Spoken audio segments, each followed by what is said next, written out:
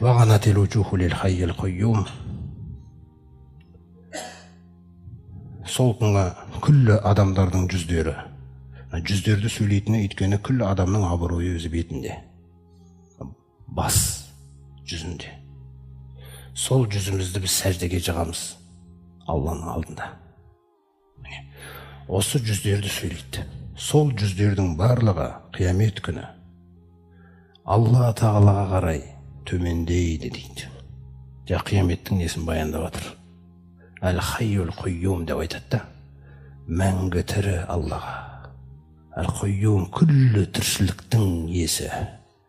Жер бетінде бір нәрсе жоқ, оның тіршілігіне күніге Алла Тағала қарап атпаған. Күллі яумин ва хуа фи шәнин. Әр күні Алла Тағала өзінің ісімен шұғылдануда дейді. Әр күні, әрбір адамға, өзіңіз ойлаңыз, 24 сағат тәулігіне сіз Алла Тағаланың назарындасыз. Күллі адам баласы, күллі денсаулығын клеткаң. Мен соны қойюм деп атайды. Ол мұқтаж емес бізге. Бірақ жаратқаннан кейін босқа жаратпады. Аяғына дейін істейді жасаған жақсылығын. Сол Әл-хайю, Әл-қойюм деген Алла Тағаланың екі есімдерді, екі есімі өзі біреуі Бақарада келген, Аятул Курсиде, екіншісі Али Имранның басында келген, үшіншісі міне осы сүрде келген. Сахабалардың бұл жерде жаңа айтатын нәрсесі, кімде-кім Алланың ұлы есімін іздесе, осы үш сүреде жүр дейді сол. Соқтан Алланың ұлы есімі Әл-хайю, Әл-қойюм деген дұға жасайтын кезіңізде осы екі есіммен шығуыңызға сахабалар үйретіп жатыр. Себебі пайғамбарымыз саллаллаху алейхи ва саллям айтады, мен қойла, мысалы қараңыздар. Мен қойла астағфируллахал азим. Аллази ла илаха илля хуал хаййул қойюм ва атубу илейх. Кімде-кім ұлы Алладан кешірім сұраймын мен. Әл-хайюл қойюм деген екі есімі қосылған. Мәңгі тірі, күллі тіршіліктің иесі, ұстап тұрушы сол тіршіліктің барлығын. Және оған тәубе етемін деп үш рет айтатын болса, куффират зунубуху, күнәлары кешіріледі, өшіріледі, уайын кәна фарран миназ захви. Соғыс майданынан қашып кетсе де кешіре салам дейді. Сондықтан осы екі есім. Пайғамбарымыз бұны таңертең кешке айтатын.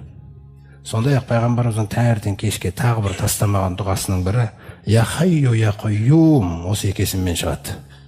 Би рахматика астағис, сенің рахымыңмен жалынып сұраймын. Аслих ли шәни күллі, күллі тіршілігімді жөндеп берші. Яғни сізде қарызбен проблема болып отыр, денсаулықпен, тағы да басқа бірдеңке, бір туысқаныңмен дұрыс емес.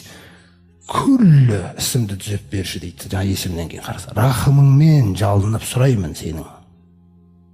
Сенің рахымың қамтыған ғой. Осы екі есімді атап, күллі істерімді жөндеп берші. Вала такилни иля нафси торфата айн. Сосын айтады, сосын мені өз нәпсіме қас қағым сәтке де тапсырмашы дейді.